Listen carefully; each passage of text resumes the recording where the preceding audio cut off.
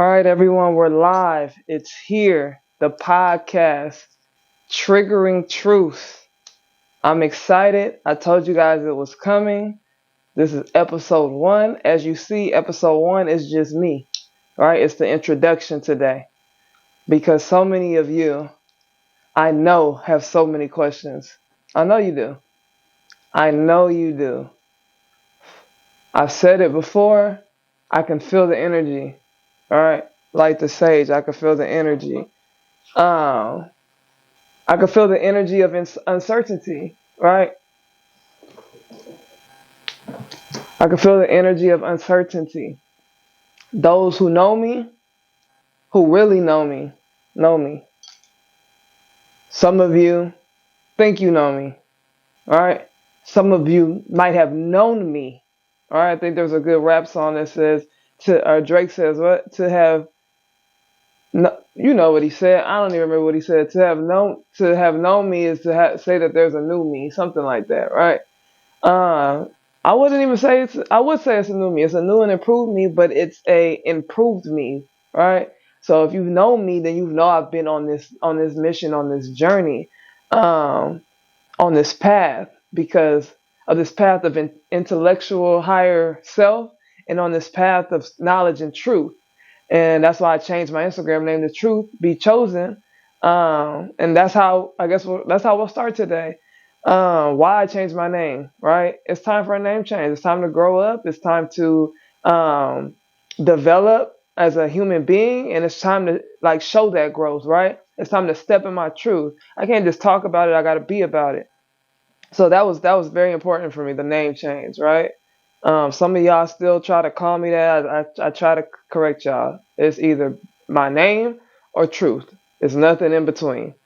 Um, so how I got into that name is because one thing anybody since from day one, I always tell the truth. It's been very hard for me ever to tell a lie, and you will hardly ever hear me tell a lie, just because it's that hard for me to fabricate the truth. Right? I stand by the truth, and the truth shall set you free. A lot of people will be out here telling lies, and I think that it's blasphemy. All right? Like, why are you lying? Why? What purpose? Like when they literally say that once you tell one lie, you have to tell another lie. That's how I feel.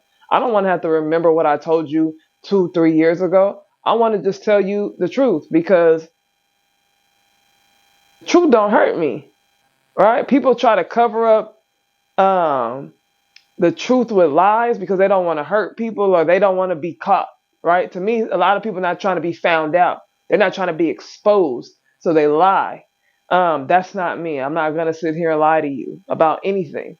You asked me since I was in high school. Hey, you said such and such and such. I said it. So and what? What you gonna do? Nothing. Most of the time. Well, all of the time for me. Um, so that's that as far as the truth, right? Now the chosen part came, and it's crazy because I thought that the people talking to me was crazy. Like how some of y'all probably think that I'm crazy. I thought that the people talking to me was crazy. They over here talking about um in particular, right? And it's been a couple different people, but I remember this situation in particular, this encounter in particular.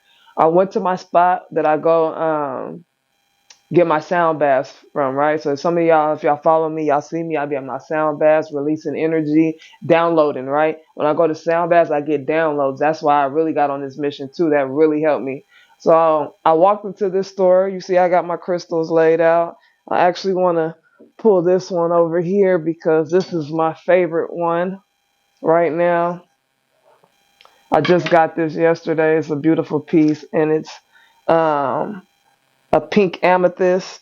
So we're practicing self-love today, all the time, unconditional love. So me unconditionally loving you and me unconditionally loving myself. And that's what, woo, that's another part of my journey. And it's crazy that I said that. Self-love, unconditional love, forgiveness, right? Forgiving myself and forgiving others, right? And if you know me, you see, I don't hold on to many burdens. I don't really care about anything that's happened in the past. The past is the past. Whoever else is holding on to any burdens, most of the time, it's other people being mad about things that they have no business being mad about. Just trying to find a reason to be mad, and I think that's why really I don't hold anything or any burdens or forgiveness, because I don't hold on to anything to have to forgive you for. It's literally with you and yourself. Um, but this is big. This piece is big just for that, just for unconditional love too, which we'll get into.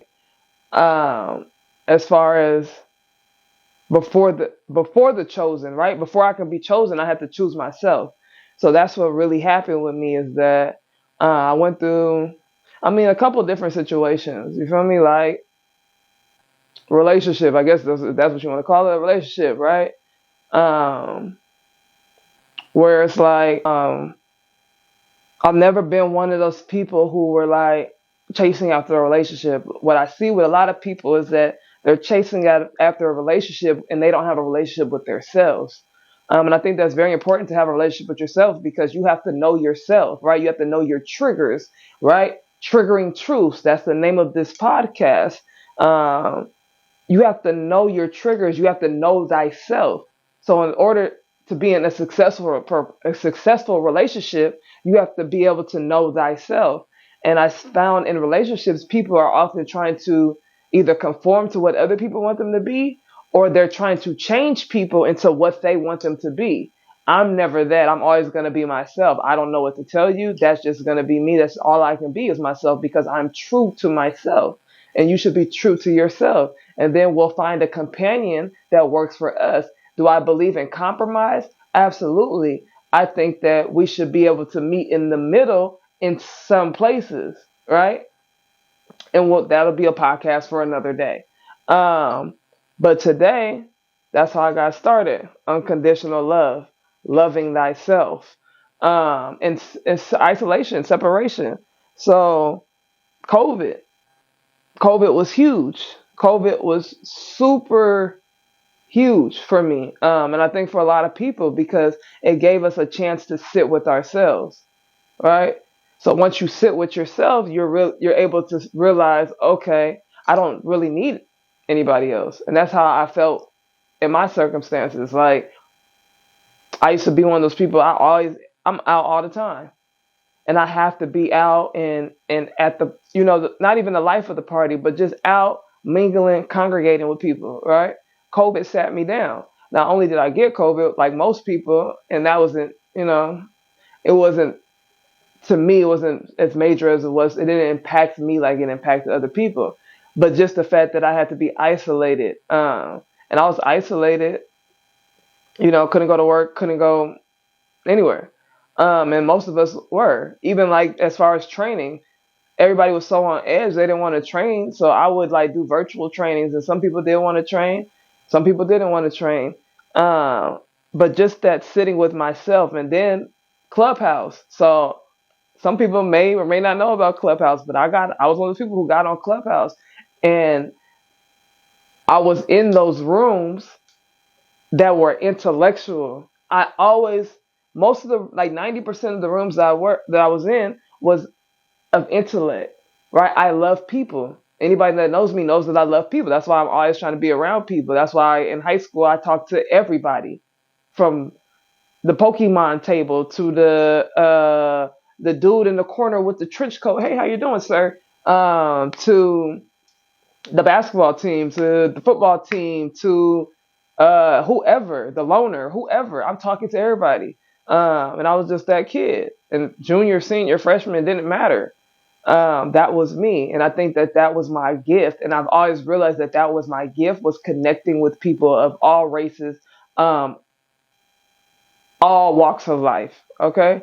Um, so I think that is another part about me that people need to know and understand. And not only did COVID make me realize that, it made me realize I've always been a big follower of Malcolm X. Like, I was never the kid Martin Luther King. I was never the Martin Luther King. I'm never the nonviolent. Like, I'm whatever it's gonna be, that's what it's gonna be. I'm not gonna go looking for violence, but I'm going to defend myself.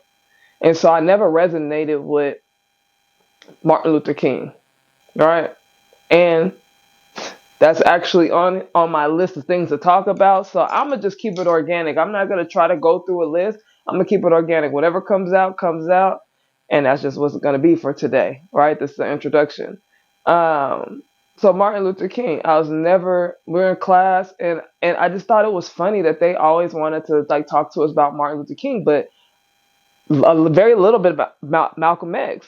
But when I would hear anything about Malcolm X, I'm like, Malcolm X is more like me than Martin Luther King. Why are we talking about? I don't want to keep talking about Martin Luther King. Um, and respect to Martin Luther King, my brother. You feel me? But Martin Luther King also said that he led his people into a burning building. I believe that's exactly the words that he used. And I believe his last speech that he believed that he led his people into a burning building after having the conversation with, and I found this out later, with Elijah Muhammad and Malcolm X, right? Martin Luther King started to realize, oh, integration only means separation from my people, right? And if you've seen, this is what has happened with the black community. Ever since integration happened, black people started separating from themselves, right? Our communities, right? Because we used to have communities, now we have hoods. And Dr. Claude Anderson in the book Powernomics, and I have that book right here. Good book. Powernomics by Claude Anderson. Claude Anderson used to work for the United States of America. Um, I'm not sure his exact position, but if you read the book or even look him up, you can figure out exactly what position he held in the United States government. He worked in the United States government, then he wrote this book called Powernomics. In this book, Powernomics, it might not even be in this book. I think it was in a Breakfast Club interview where he explains that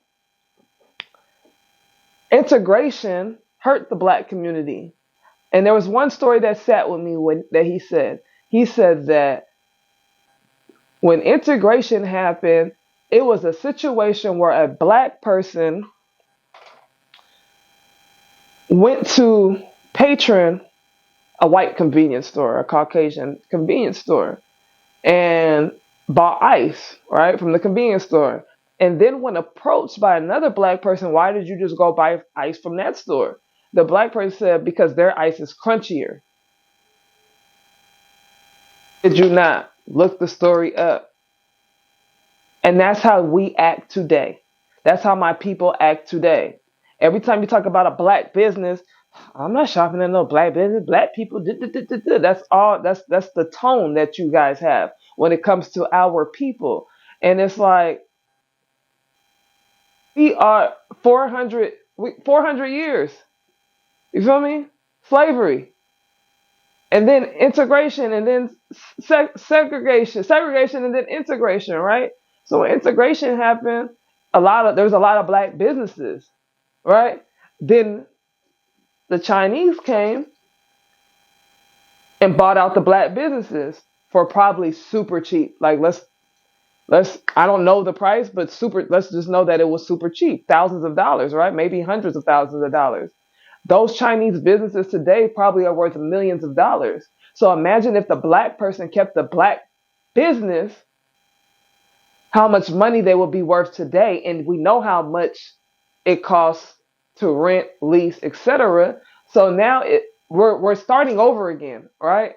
So that's why we need to give each other grace when it comes to entrepreneurship and growth, because we are headed today, after post COVID, we are headed in the right direction, right? But in that particular department of business and entrepreneurship and ownership, we need grace, right? And Martin Luther King he misstepped, and that's all he understood, that he misstepped, though. That's accountability. That's what I respect about him, is that he did have accountability, and I would have loved to see where his perspective would have taken him if he wasn't assassinated. So, going back to my journey, my mission, all right? And now I can kind of walk you through the steps. Now I'm just going to walk you through the steps of how I even got here, right? How I even got here from the beginning, not how I got here post COVID, but how I got here from the beginning. So, growing up, I've lived in different type of communities, right? When I was very young, we lived in Pomona. We lived in the hood. And my parents didn't want me to go to school in the hood. So they sent me to private school, like a lot of black kids, right? I'm not going to say a lot of black kids, but a lot of black kids that I know have went to private school at least once in their life. So I went to private school, and black girl braids, whether it's like extension braids or the little braids with the volleys and the barrettes and all that, that's what I had. That was typical, right? So I would go to school, and it was maybe a couple other black people at the school. And I remember a situation where, or maybe even a couple situations, I just remember the kids calling me Shanae. You're calling a black kid Shanae. Why? Because they have braids? Because they're black? Right? I didn't recognize it at that time as racism, but I recognize it as, I'm not really rocking with y'all like that. You feel me? Like, I'm not really rocking with this community. And when I say this community, I mean this like entitled community of people, whether that be black, Hispanic, Caucasian. I don't even remember who was at the school in those days. I don't remember. All I remember is that incident.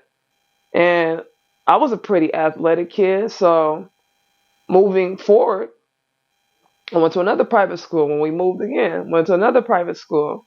And at the old private school, I was learning karate and stuff. I love, I'm an athlete. So moving forward to the next private school, I was such an athlete. Like, I played every sport. I would be outside playing football. Like, Mom, I want to play football. My mom's like, you're not playing football. Don't you want to cheer? No, I don't want to cheer, Mom. I don't. I want to be rough. That's just me. I want to be on the jungle gym and the monkey bars and all that. I want to be connected to nature and people and all that stuff, right? So I played every sport. Football, in our pastime, in our playtime, whatever. Handball, volleyball, basketball, softball, whatever that they had offered at the school. So when they offered sports at the school, I played it, and I was the best kid on campus, period. And I didn't realize this until my dad had told me, later on in life, is that, and I don't even know that if he knows that how that sat with me when he told me, when they gave out MVP to another kid, when you were the best athlete in that school, I pulled you out that school. It didn't rub me right. And now that I think about it, it doesn't rub me right. You feel me? Because I put in the work.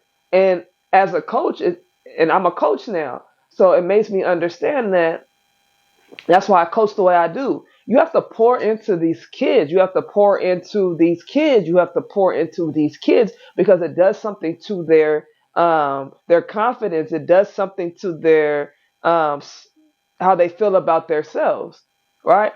I don't think that it affected me like that. To be honest with you, it didn't affect me until I heard somebody else say how it affected them. And that's how it was for me. Now we're moving to high school, right? So in high school, I had the same situations, right? On the team, I moved from Rialto to Fontana.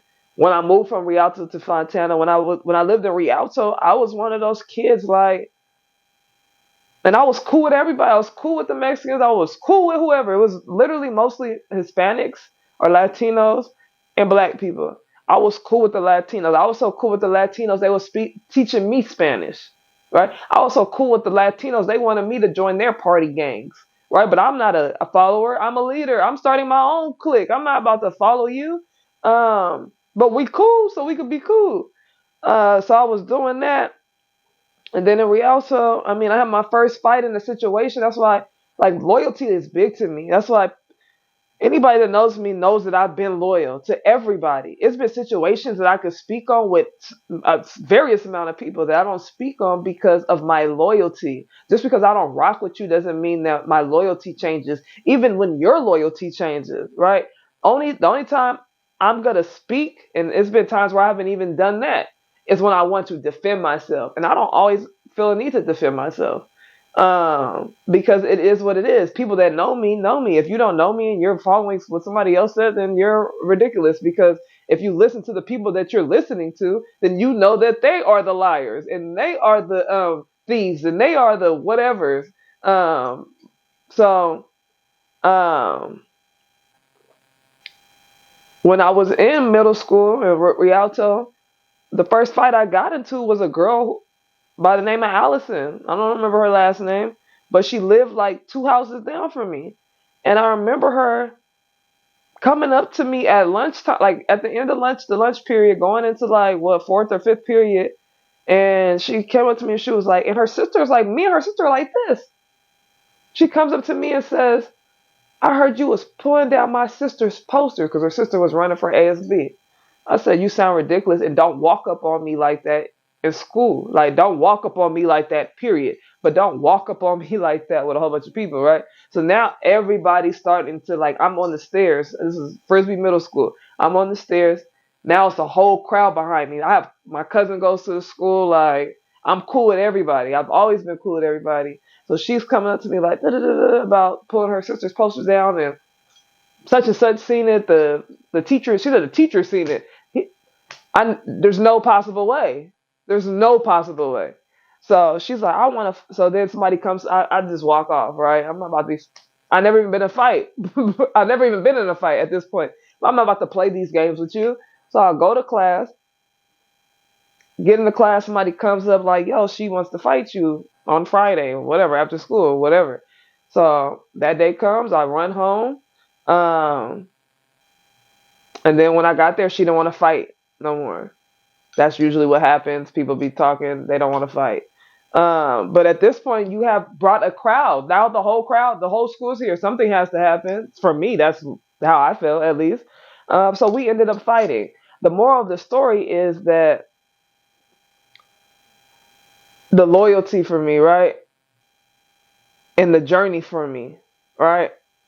So then when I went to Etowanda, so this is the opening, right? So well, backtracking is I started to get in a little bit more physical altercations with people, right? So then I don't know why we ended up moving to Fontana. I was under the impression that we moved because I was starting to, act a little out of control. But I don't even think that was the reason. I think that my parents just ended up wanting to. They just found like a house that they wanted to settle in. Um, so on my mission to Etowanda, all my Rialto kids like, oh, you're going to Etowanda? There's like no black people over there, such and such. So we get to Etowanda. Etowanda's very diverse, fitting just fine, right? Um, and as a matter of fact, backtracking onto the loyalty situation, um, this is when the blacks and the Mexicans was rioting heavy. And that's what's happening in our school, middle school kids. Like, this is ridiculous talking about it now. Um, and I didn't pick a side. I have Mexican friends. I have black friends. I'm not picking a side.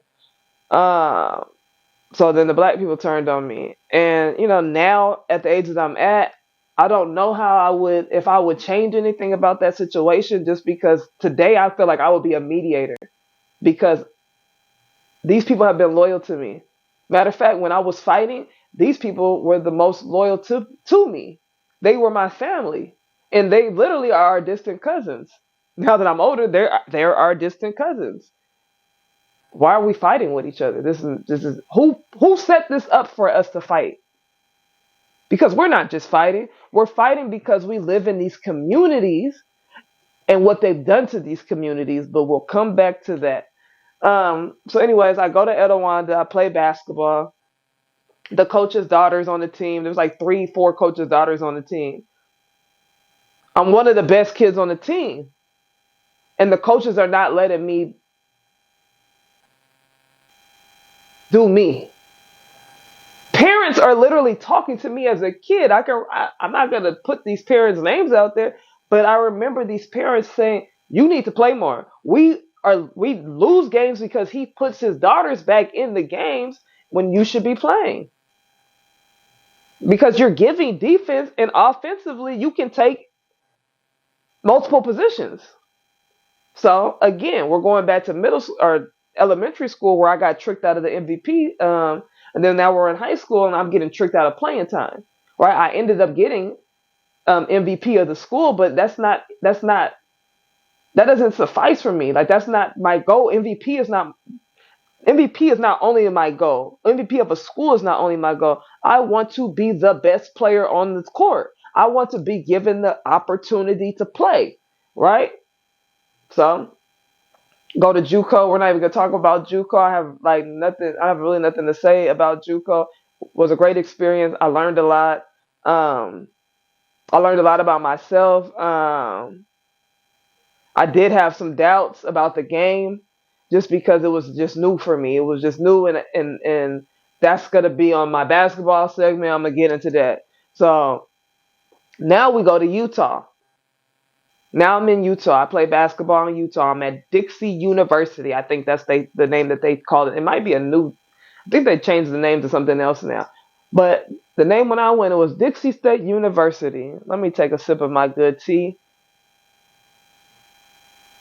Dixie State University. And this all has a purpose to my journey. It sounds crazy because I'm talking about basketball, right? But my coach on the first day, me and my teammate, I'm not going to say her name because I don't know if she wants her name to be said. Me and my teammate that came from Mount Sac with me walk into the locker room, or we're in the locker room. I'm not sure how the events occurred, but I believe we may have been in the locker room, and the coach walks into the locker room, and the coach greets us, Caucasian lady, and says, "What's up, my little Mount Sac hoodlums?" I'm the type of person, everything shows on my face, so I'm probably like, huh? And I've had a situation where, as a team, we were in Vegas and the police stopped us as a team because it was curfew, nothing major, right? And was trying to harass and arrest some of the boys that were with us. They were on the boys team. And they said, "We're not, this is Las Vegas PD. We're not bullshit LAPD." My homegirl says, "I'm not from LA. I'm from Rancho Cucamonga." What makes you think that we're from LA, sir? So now you're kind of seeing like the disgust that I'm having for people in certain positions or people in general. Let me backtrack real quick though. Because when I was in high school, I had a shotgun pointed at me by a police officer at a party telling me, "Get in the back or leave now."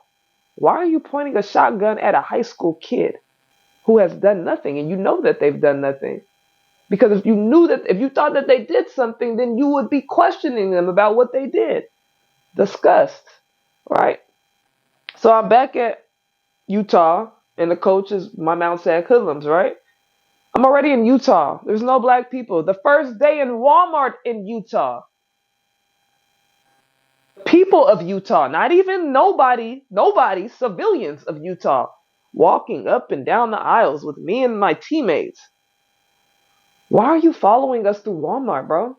And literally, like with their kids, the kids is looking like, "I've never seen black people." And I'm just like, wow, I have to deal with. I'm headstrong, so I'm like, whatever. I'm here to play basketball. So those situations happen. There's a few situations that happen in Utah, but I'm only going to talk about the ones that happened to me. The next situation I had in Utah was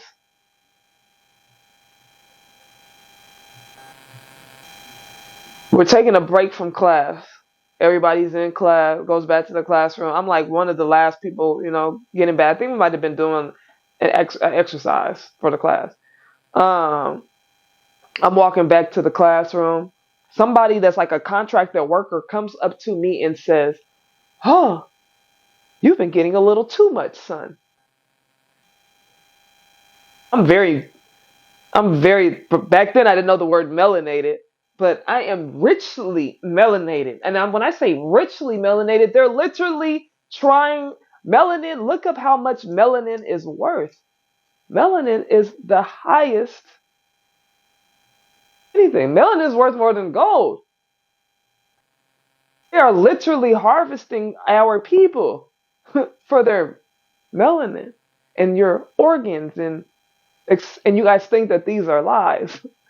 Anywho, um, so he says that, and I'm just like, wow, these people are crazy. And I go back in the class and I tell the class, and I'm like, this dude just said, da-da-da. But I'm not like tripping, like how today I probably would have been tripping, like, you got me messed up. Like, let me actually talk about you or talk to you about you because you trying to talk to me about me. But let me tell you about this melanin.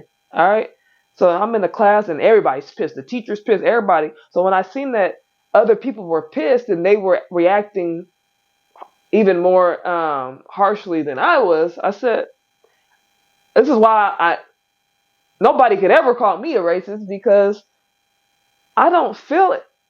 Well, one, I don't believe that black people can be racist. Be honest. I've never heard a black person not like somebody because of their color. If a black person doesn't like somebody because of their color, it's because they have some resentment and they have some traumas. It has nothing to do with black people don't like these people. It's that black people are dealing with their traumas and with certain communities. Um, so, anyways, so I had my situation in Utah.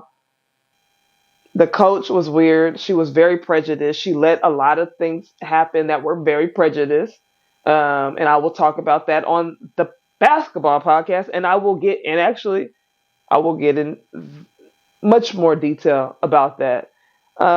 Then I transferred out of there. And when I transferred, if you know me, you know that I went to a HBCU. Okay? Historically black college and universities. Colleges and universities. All right. I went to Talladega in Alabama. Talladega, the town of Talladega is so small I could walk around it in four corners. Right. Literally nothing but black people. I walked to Walmart the first day. When I was in Walmart the first day, I did see somebody who was not black. And the person that was not black was from California, and she loved it.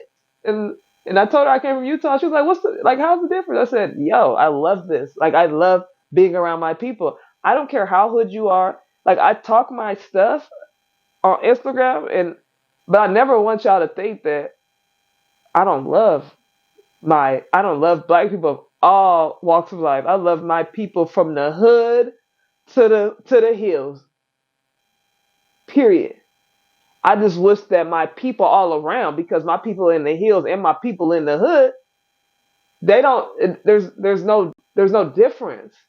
And I want y'all to know that I'm not trying to separate people. Like, there's a difference. The only difference is the wokeness. The people in the hills don't be woke either. They be about the money. And the people in the hood be focused on the trauma and need to heal from the trauma and the drama. Who cares about what these people are doing online? You guys be hitting me about Sexy Red, about whoever, Kardashians. Why would I care? Out of all people in the world, why would you care about the Kardashians? You guys swear that they're culture appropriators. I don't pay them no mind. So I'm not going to say what they are and what they aren't, because I don't pay them no mind. But my experience from Utah to Alabama was a very different experience. I loved Alabama, Talladega, Alabama, with all of the however much the population was. And I know it was small. I loved it.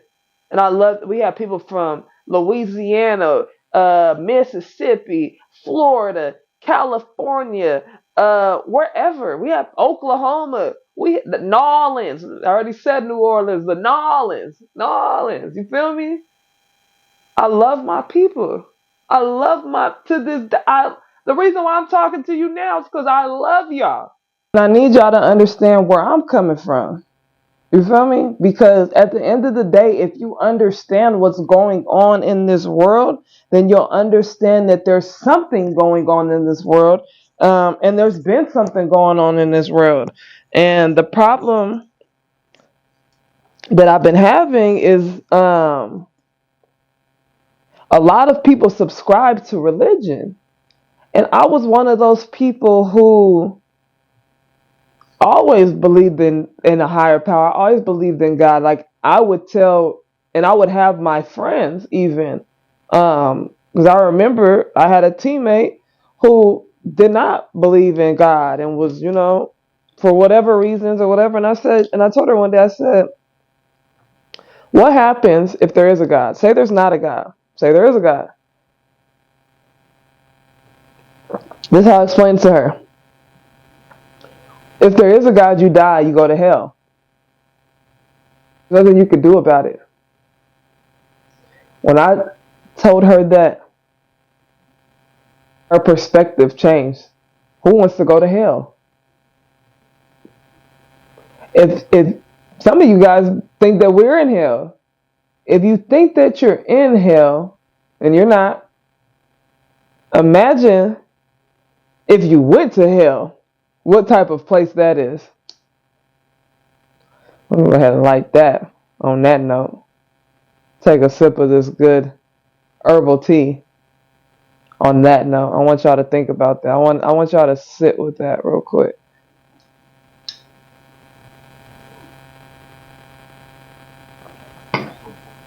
Right? Because a lot of you guys also say, man, the Bible ain't real. They just use the Bible to control us. So, this brings me to my journey. Because I'm going to talk about my journey real quick. Alright? You guys got me a little bit. You guys did get me a little bit with the question. I mean, I always had questions, right? That's just the type of person I am. So I'm going to ask questions. I went to school when I went to both Talladega and Dixie State. I studied criminal justice.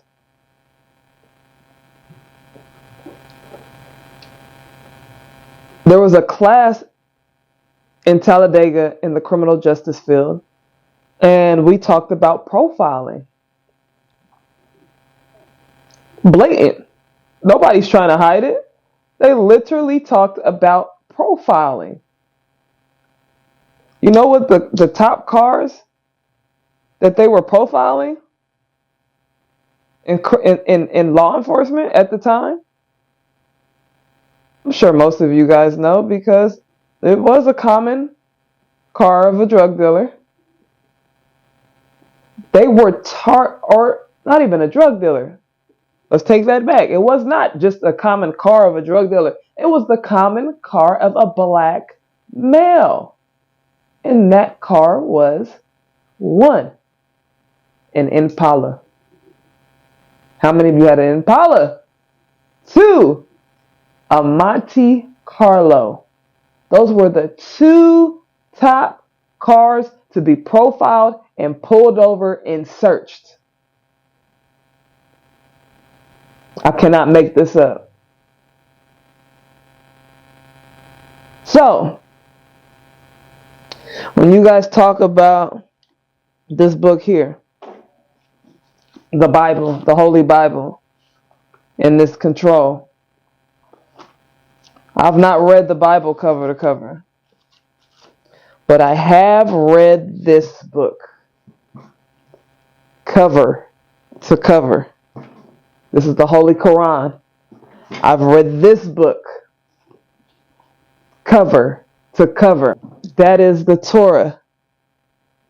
I have read, what's another, because I want to give you another religious book. This is my religious section right here. Where's it at? Oh, here's it. I don't know why it's up there. This book, cover to cover, it's the book of Enoch. I have read most of the Message of a Black Man. That is by Elijah Muhammad, the founder of the Nation of Islam, a great organization for my melanated Black people that follow religion. It is a religion. It's a religious institute. It is they follow Islam, all right? The Holy Quran. Not only do they do that, but they do not discriminate, and they pull out scriptures from the Bible. And I love that because I find it for me when I went to church, let's be honest, you're a kid in church, depending on what type of church you went to, Baptist, 2-3 hours, you in church like this. Right? Wake up. Grandma, wake up. Wake up. Wake up. You don't fall asleep. Right? Because the pastor wasn't up there talking to you. It wasn't resonating. Even as an adult sometimes. You in church like, I'm just coming here because I know I'm supposed to be here. Right? When you go to church, they'll be like, reading from the Chronicles 10, verse 4. I had to read verse 4 real quick, see if it was something I needed to be reading out loud, because that was random. King James Version.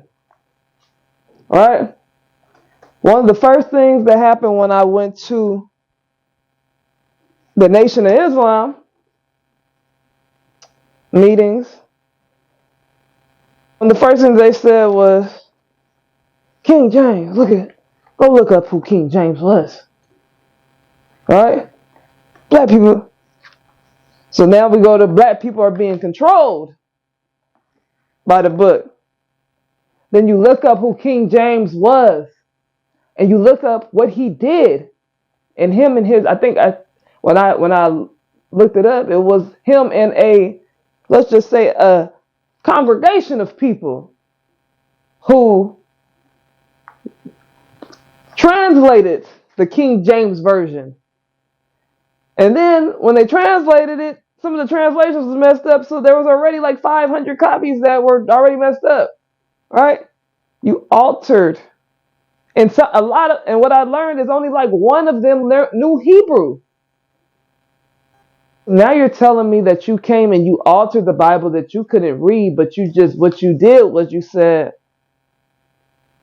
I'm going to put this in here, I'm going to put this in there. Because I heard King James was a slave master. But that's for you to do the research, because the research is out there. Right? So, once I read the Quran, because, matter of fact, we got to even take it back. How did I even get to that point in my journey? Because that's most of y'all are wondering, how did you get there? You were hanging out with such and such, and I'm not a name dropper, right? So I'm not even gonna mention such and such and such and such. But y'all know, if you know me, you know who I was hanging out with, right? I was in the Hollywood scene, yes. I was at the club with my friends, yes. And understand this. If you know my friends, then you can ask them what type of person I was. I was literally there for high energy. When I first met this individual, the only reason why I stuck around, and he probably don't remember, or other people probably don't remember that was with him. He said, I want her around everywhere I go. And I thought he was lying. I thought he was drunk when he said that. But literally everywhere he went, from there, he would be asking me to pull up, right? So I will pull up to support him. He is a great person. I love him dearly. Till this day, that's my guy. It's my brother, right? and a lot of people with him. Family. Those are my dogs. Regardless if I talk to them every day, if I pull up on them every, holiday, because there's certain holidays now I don't celebrate. So I can't go pull up to the 4th of July. No, I can't. If you have the Juneteenth, I may pull up, but Juneteenth is another situation, right? Now, and they're trying to make it another situation. Um, with all the paganism, right? So you guys see me with these individuals and you're like, I know they do this. They gangbang and they do this. I don't discriminate against gangbangers. I have a lot of friends that are gangbangers. I love all people from all walks of life. All my black people. Because my black people are the children of Israel. Why would I turn my backs on you even though you're pissing me off? I'm not gonna do that. And the people that I hang out with that's gangbanging, they grown. These are literally grown ass men who have money. So do you think they're walking around acting like gang members? None of them. So you guys look at them as gang members, and they would do what I would do, stand my ground. If somebody, I've never seen them attack anybody, right? Unless they were being threatened or attacked. That's what you guys need to understand about those people, because you guys have a large misconception because you see me hanging out with them. Now you see me like on this journey that I'm on, right? And then you see them at the club and they're drinking. Just because they drinking don't mean I'm drinking. And when I was drinking, and they can attest to this, I wasn't trying to drink. I was only drinking because it was giving force. And that's why I kind of had to separate myself from the scene of people. Anyways, my friends that are not famous, I had to like, yo, you guys are not going to keep trying to drink, or bring a bottle. I don't drink. I'm not bringing a bottle. Stop saying that. I don't even want you to drink. I don't support that habit. So why would you, if I can't come because I'm not bringing a bottle, then I just can't come.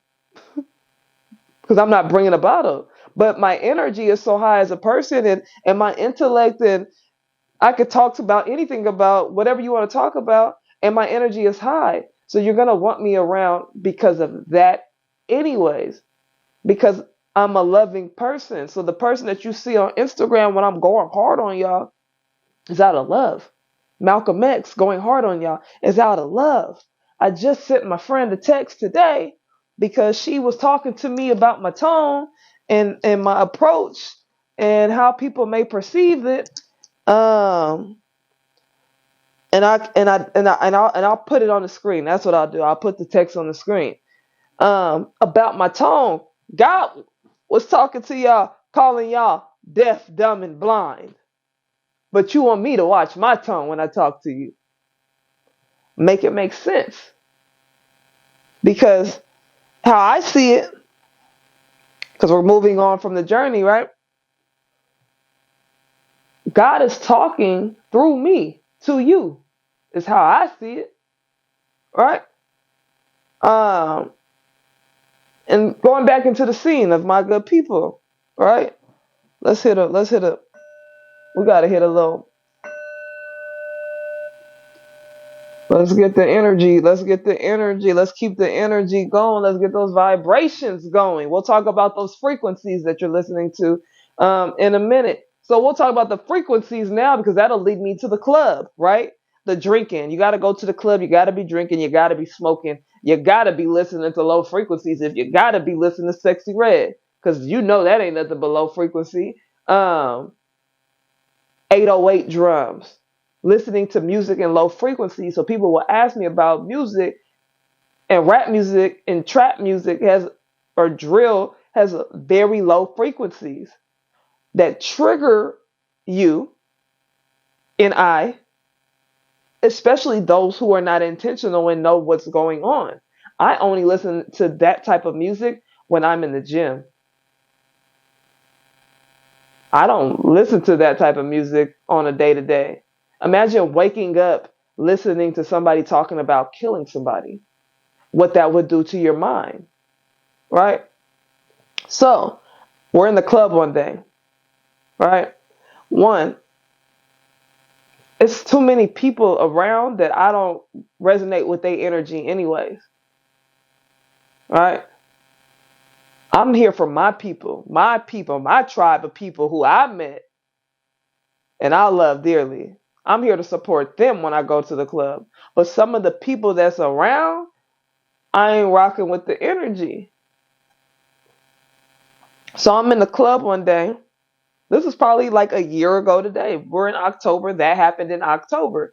We're in the club, and one of the girls in the club, she just came, and she was drinking. She was a little lit. So she comes to me and she's talking. Something's wrong. Like, are you okay? Are you okay? Mind you, I ain't drank nothing. I'm completely in the club sober. Not no hit of weed, not no nothing. I'm sober, nothing. I'm just sitting there. I'm actually kind of bored because I only here to support my friend anyways. And we're just standing in the club. Nobody's having fun. Everybody's just standing around drinking and smoking and looking at each other. That's why I don't like the club no more. I just go to support my friends. So we're in the club and that's why I don't drink. And that's really what helped me on my mission of just saying no to liquor because I'm about to drive home in an hour and a half anyways. And I'm not having, you guys are standing here. This is stupid. But you're getting paid to do that. Some of the people, that's what I can respect. We're here because we're supporting our friend who's getting paid to do this. Some of you guys are spending money to go to the club and paying the club, which are probably not melanated people, which I know they're actually not melanated people. And the Hollywood scene has been exposed at the club for how they treat black people and black women, melanated women, and how they are colorist. Let's get that straight to the point. And I wouldn't even try to go to the club if I wasn't with my boy because I probably wouldn't get in. Let's be real. How they would act. Even though without him, I've never had any problems, probably just because of the energy. I just think that when some people have like a certain type of aura, it's very inviting, or hard to deny. Um, so the girl's in the club and she's telling me like something's not right. Like something's not right with you. Are you sure you're okay? And I'm like, girl, I'm good. What are you talking about? She was like, no, something's not right. Something told me to come over here to talk to you. And she kept saying it. She was talking to me like 30, 40 minutes. My homegirl, she can attest to this because she's like, what's going on with this chick? And I'm like, bro, I don't know. And then she's like, then the girl ends up saying, she was like, you need to get away from the people that's around you. You need to get away from them. Something is just telling me. And I'm like, now this ain't even the girl no more speaking to me. This is something, this is God or somebody speaking to her through her, right? And when she finally said that, I said, it is some people around me, and the people weren't even in the room at that time, uh, that I do need to get away from. She was absolutely right. And literally like a week after that happened, one of the people who I needed to get away from, I had to get away from them expeditiously. Like, I cannot be around your presence. Don't want to be around your presence ever again. To be honest with you, I don't even know you like that. I don't even know how I'm hanging out with you like that. And some of you are going to think that I'm talking to about a particular person, and I want to clarify that I'm not talking about that particular person because I have no problem with that particular person. Anything that has nothing to do with me, and it's just me being loyal to my friends, and I don't talk to you because I'm being loyal to my friends, I don't have no beef with you. So I want to clarify certain people, if we fell out because of somebody else, I don't got no beef with you. Literally, no beef with you. I actually probably really like you. It's just that I had to be loyal in the moments that I had to be loyal. That's why I have to choose when I'm going to be loyal because then y'all be friends again. Then I'm sitting here having a podcast, which is great. um, on my mission, right? So, anyways, now we're to the point where we're talking about the rest, right? So then I separated myself from everybody, literally everybody. I said, this is too much for me. Hollywood is too much for me. You got to worry about who's who, what's what. I love my people. My people know that I love them. My people know that you can hit me up and talk to me anytime. I actually wish you would hit me up more because I love y'all. And I want you to know I love y'all. It's just the people that y'all hang around with that I don't have, particularly I'm not fond of. So, or just the scene. It's not even the people that you guys hang around. It's the scene. Like, I don't want to be at the club. I want to actually hang out with you. Let's talk about something. Like, what's going on with you? How are you doing? What's new with you? What are your plans? What are your goals? Like, is everything okay with you? Is everything okay with your kids? Like, those are the relationships that I like to have. Like, very personal, not like club. Like, every time I see you, we're at the club. That's not me anymore. So I go to the sound healing. Right? I'm at the sound bath. There's this lady, and this is not the first person.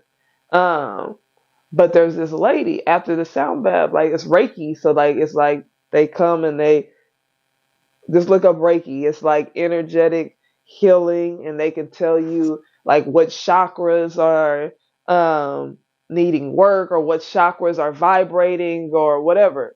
So she comes and she tells me, she's talking to me. She's like, once you walked into the room, your energy, like literally when the sound and the lady that was doing the sound ball, she was telling me the same thing. Your side of the room, just the energy from your side of the room was just I felt it once you walked in the door. So when the lady is telling me also this, the one that did the Reiki on me that day, she's like, your aura, everything, like you're just like on another level. She was like, you're literally chosen. You're chosen. So she told me that. But going back to the studio, when my boy was making his album, my homeboy said, this year on your birthday, this is your Christ year. This is your year where you're going to be at your highest. This is your year. This is your year. Your life is going to change in this year. And I could say his name. His name is Duke, one of the best producers in the game. Produced the Easy. I don't want to give y'all too much information, but the Easy beat with Kanye in the game, JCI, right? So there's that information. So she tells me that. And there's pieces of the story that I'm leaving out that I definitely could leave out. I was in places. I've been in places that were not of God, right? And when I'm having interactions with people and they're telling me, get away from people. You're chosen. You're going to have the best year, your Christ year. You're going to step into your power this year. Even a couple weeks ago, I was at the gym with one of my kids and the pastor came over. We were in the gym for 30 minutes. The pastor been sitting there for 30 minutes. He walked over and most people be coming up to me in the gym wanting to talk. So I was like, I seen him in my peripherals. I'm like, what, man? And then he was like, can I pray for y'all? So then he's like, bow your heads, whatever. He's like, repeat after me. Lord, I'm a sinner. That's the first thing he said. He said that. I'm like, bro, you don't know me. And I'm thinking like, dang, it's a kid right here. Why are you talking like this? But we all are sinners. Like, let's be honest with you. It's things that we sin about that we don't even know that we're sinning about because we're in a program. You feel me? We're literally in a program. Then like he ends his prayer and then he was like, something told me to come over here and talk to you. Like I just had like, it just overcame me. Like, and God told me to let you know that everything you're doing and everything that you're gonna do is going to be at another level. And that's not verbatim what he said, but basically that's what he said. And I was just like, But this has been happening to me. It's not just him. It's not just Duke. It's not just the lady at the Reiki. This has been happening to me for the last 2 years. So that's when I said, I have to step into my power. I cannot deny this. So when I stepped into the mosque, right, my friend, I was looking for the Nation of Islam. I said, I want to go where Malcolm X was going, where he was learning about black people, because I know that God and Jesus are black. But they tried to sell me this blue-eyed, half blonde-haired man. And the thing about black people is black people can create a blue-eyed, I don't know about blue-eyed, but I think blue-eyed as well, blonde hair baby. Even though that's not what Jesus was. I'm not saying that. I'm just saying that black people can literally create the lightest color people, albino, white albinos, to the darkest melanated being. We have that ability. I've never seen anybody else do that. So then we talk about who's the originator. Who? Skin of brass, feet burnt like a furnace. That's here in King James Version. Then you go to the mosque and you learn about this guy, King James, right? They don't even tell you about King James. They tell you to go research him yourself. And that's what I did. And then the first book that I opened up, and I have to actually read the whole Bible. That's gonna be my next my next mission, right? You open up the crack the whip on the Bible, and this is what they say. This is where they got me in the mosque. This is where they got me. 3:9. It's 2:9 and 3:9. So let me say 2:9. Let me go 2:9 first. I know thy works in tribulation and poverty, but thou art rich. And I know the blasphemy of them which say they are Jews, but are not, but are from the synagogue of Satan. That's 2:9. 3:9. Behold, I will make them of the synagogue of Satan, which say they are Jews and are not, but do lie. Behold, I will make them to come worship before thy feet, and to know that I have loved thee. I learned that in the mosque. This is when I went to the mosque. I said, when Kyrie's situation was happening, I said, these people are wicked. There's something about these people, and I know it's something about these people, and I need to get away from these people. Because somebody that can strip somebody from their contracts, which, praise the Lord, who wants to be under a contract with the enemy? You gonna strip this man from his contract for posting a link? Something ain't right, and I'm gonna get to the bottom of it, because I went to school to investigate. But now I went to school to investigate you. Right? So then what did I do? I said, I'm going to the mosque and they telling me things, and I'm like, I'm now treating y'all like the church. I'm listening to everything that you say, and I believe you. But I believe you because I already knew that this was happening. Right? I said, but I need to be more educated, because you guys are disciplined. Muslim people are disciplined, and that brings me to the point of, why was they trying to, what's the word I'm looking for? Why were they trying to paint these people as wicked people? They were trying to paint them as the wicked people, Osama bin Laden's and all these people, right? Who fought for their country, for their religion, for their whatever, right? The people, you see, they're doing that again in another country, right? And they're doing that right here in this country at the highest level. So when you crack open the book and you read, now I'm cross-referencing. So now I get to say, because they pull out the Bible in there. So now let me look in the Bible and what I did is I ended up reading this cover to cover. All right. And I read a scripture or a surah.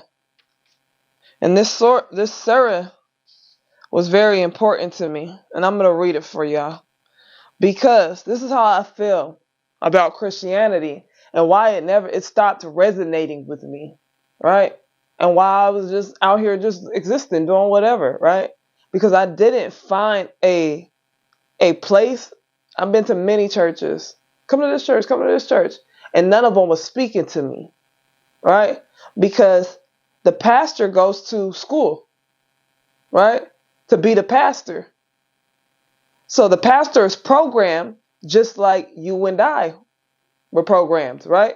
Because what's happening with our people is that they're programmed. Our people, like Martin Luther King, or not Martin Luther King, like Malcolm X said, our people aren't poor. Our people were maneuvered into poverty.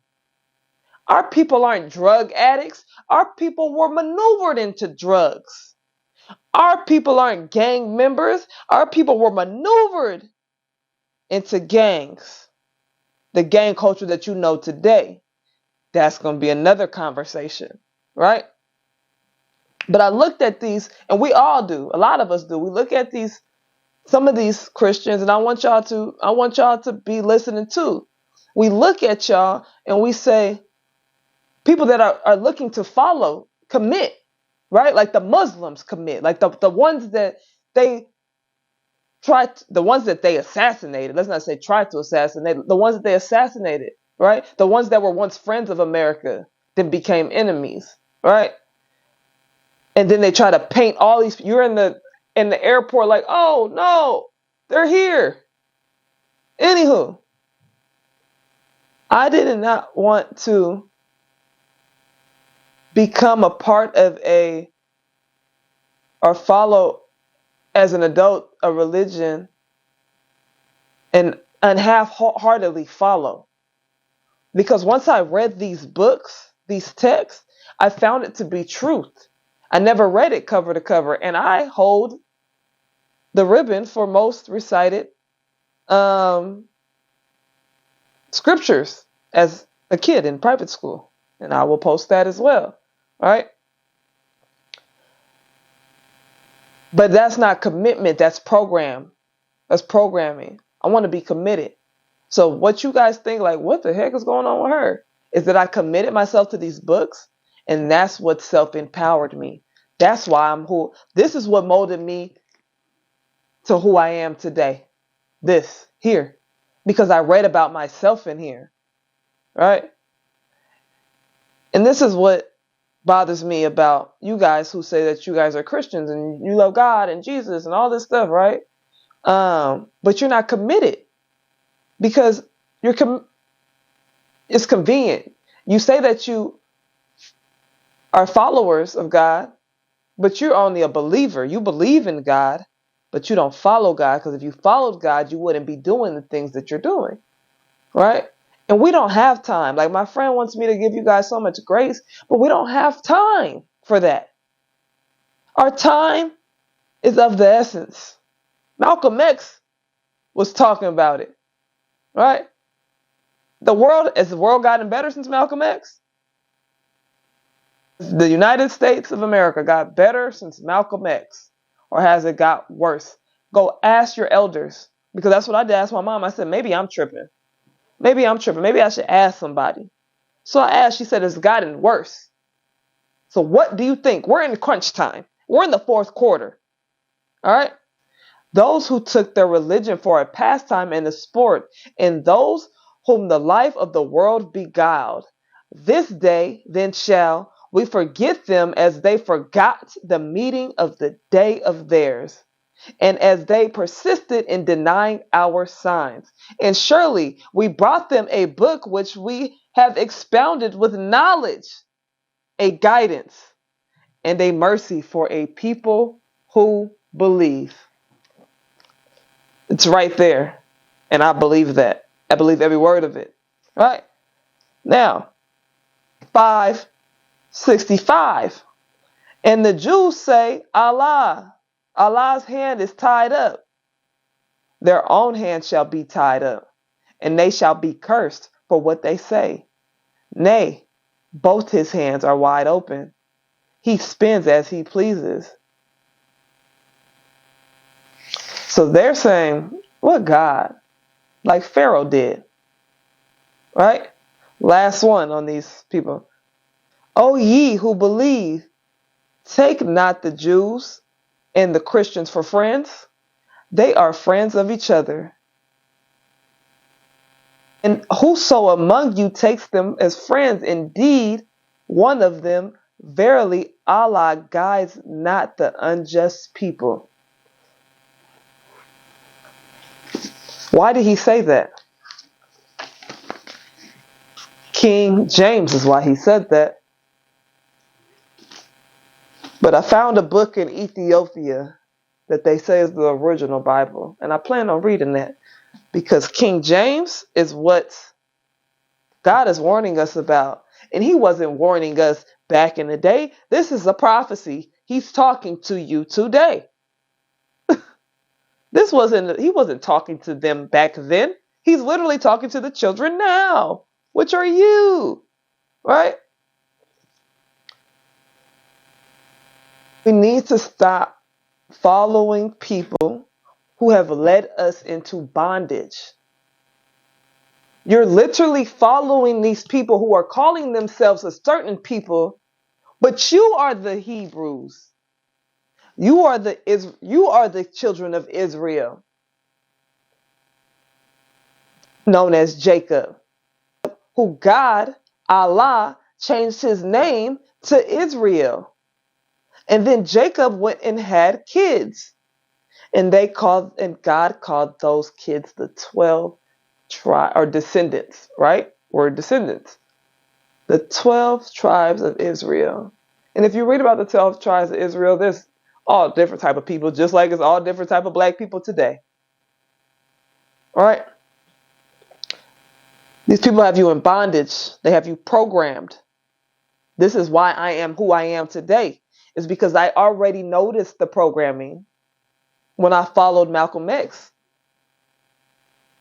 in middle school, in high school, and I didn't follow Martin Luther King because I noticed there was a programming. I lived the program, but because I had the experience that I had with these people, or with people, and I paid attention to people, and I still do. I realized, oh, you're not about to play those games with me. I'm not one of them. I'm not about to go get the Jabberwocky. Because, chapter 8, 53, your condition will be like that of the people of Pharaoh and those before them. They disbelieved in the signs of Allah. So Allah punished them for their sins. Surely Allah is powerful and severe in punishment. You guys are following Pharaoh.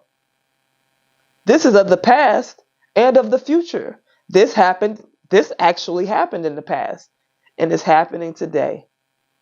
Who else is following a people who's not their people? A people who stripped them from their language. A people who has stripped them from their country. Some of you were here. Some of us were here and became slaves. Where else has this happened? Not where else has this happened? What other people has this happened to? Do you deny that this is about you? Because that's what it would sound like when I'm talking to you on Instagram through my story and you say, what's wrong with her? What the hell is she talking about? I'm talking about what's going on in the world. Literally. This is, wake your ass up. That's what happened on Get Out, right? That's what she did? Oh no, this is what she did.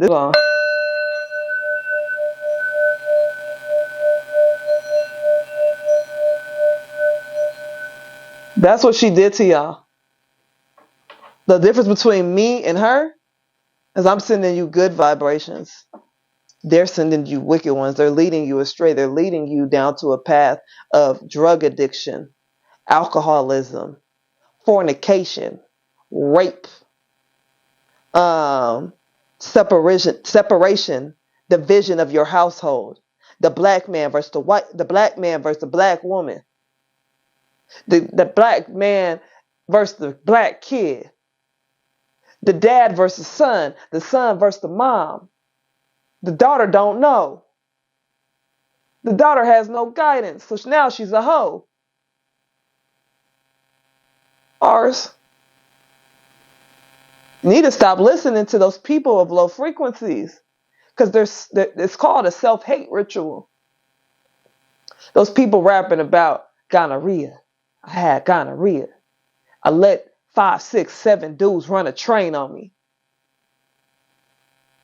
Those girls will tell you that they sold their soul. One of them did.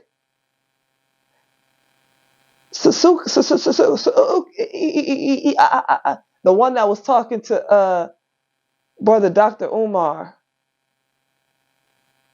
Right? She told you what she did. It's the video. And I might post a clip. Stop listening to those people. Why would you think that I'm crazy? But I think that you're crazy. That you cannot see the program. And some of you do see the program, but you're afraid to get out of the program. But I'm telling you, you need to get out of the program, because if you don't get out of the program, it's up for you. It's up in smoke. You see how they going in flames. If you know anything about that sun beaming on that ass, then you know that they're going up in flames. And you know that you are protected by the sun, because you need the sun, because you're a melanated being. But that's because you guys don't eat right. You don't drink right. You don't think right. It's in the food too. The FDA, Food and Drug Administration. The people that have fentanyl in their labs. But fentanyl, if I touch a little piece of fentanyl right now, I might die. It's in the labs. Our people, and I have a book called Medical Apartheid. Our people practice holistics. They sterilized our people. If you find out what they did to our people and what they are doing to you today, you would change your perspective. That's all I'm trying to do, is get you to change your perspective, because you are a God body. Not only am I chosen, you're chosen. God is within you. I get the same downloads that you can get. God has spoken to me. I've seen God. I've literally seen God. And I've only told this to 2 people. Now I'm telling it to you. God is a beautiful, beautiful being. God looks like you. And I think that you guys are all beautiful. I seen a man on the streets today, Crenshaw, walking up and down Crenshaw. Beautiful black man. Out of his mind. Talking to himself. Like he was about to fight somebody. Walking in circles. But you look at him, beautiful black man. He probably just got into his situation, because he looks like he's fresh into the streets. That's why we're in a critical time, because men like him it's gonna grow. Look at California. Look how much it costs to live here. What do you think they're trying to do? They've already gentrified every hood, including San Bernardino now. They're trying to get you up out of your land. If you once sold your land, now you have no land. Imagine if you still had your land. But you do still have your land. You just have to go find it. So, in closing, I want you guys to know this was my journey. This was my journey. Being in the streets, doing the things that I've done, seeing people get shot, stabbed, killed by black people. I've seen cousins stab each other and shoot at each other. I've seen people get killed over sneakers. Like literally, you stepped on my sneakers, I'm killing you. People get beat up over bubble gum.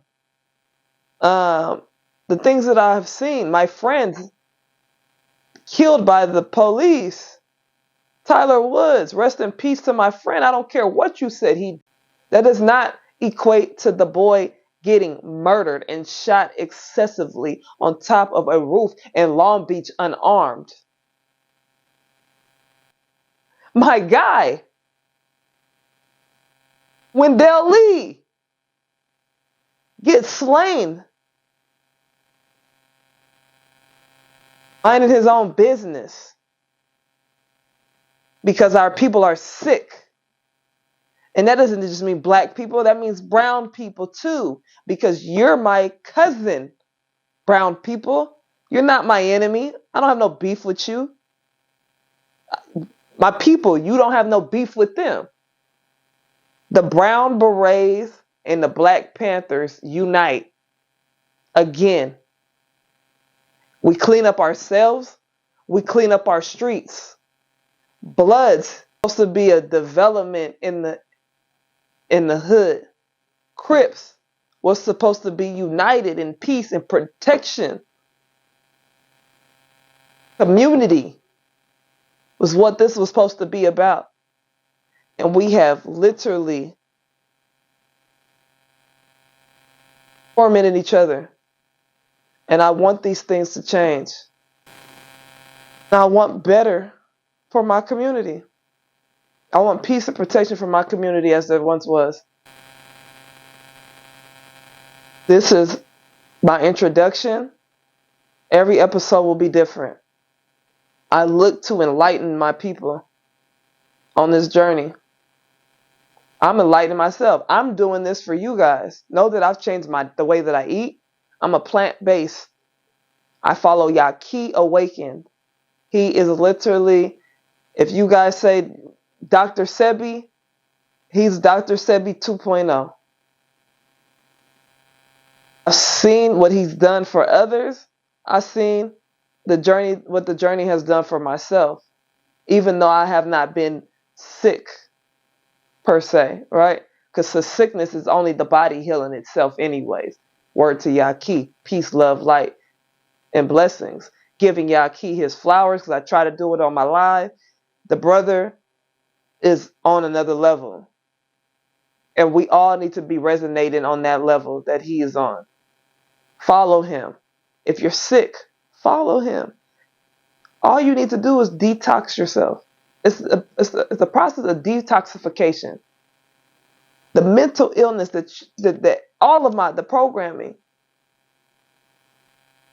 detoxification.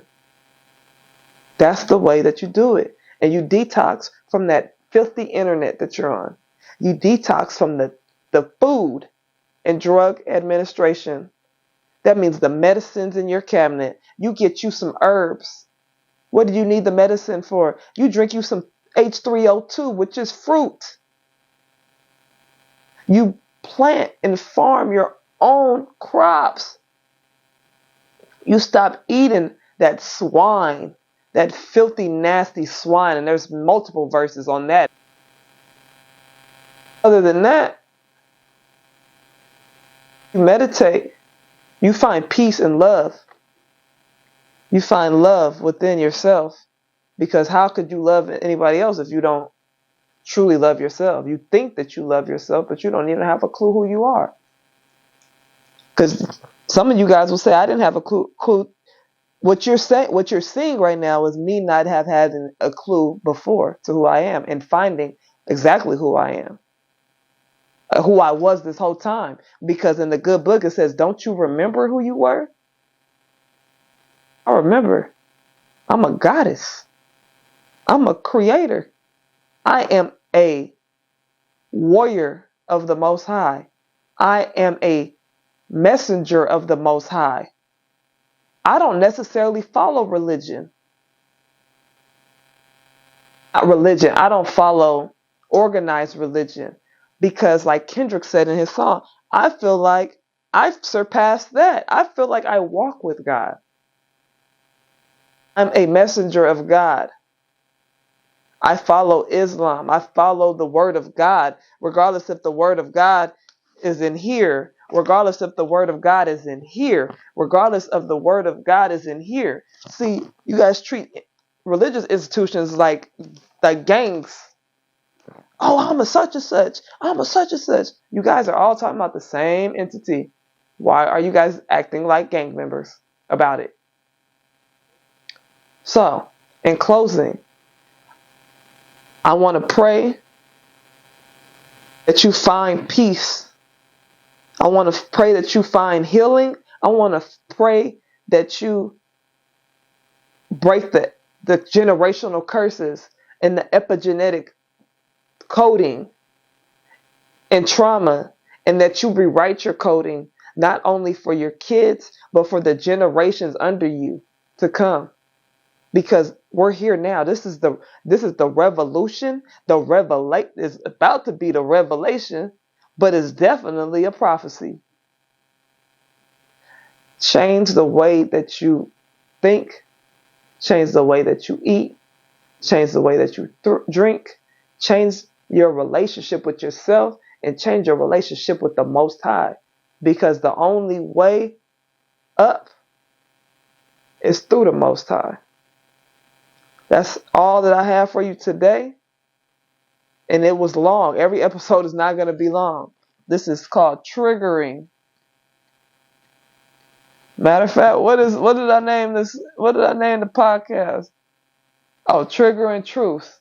I almost said Triggering Traumas because it's about to be about your traumas too. We're about to unlock all those traumas that you got. But this is Triggering Truth because I'm going to trigger you through the truth, as I've been doing. But the only way to wake you up out that sleep is to get you excited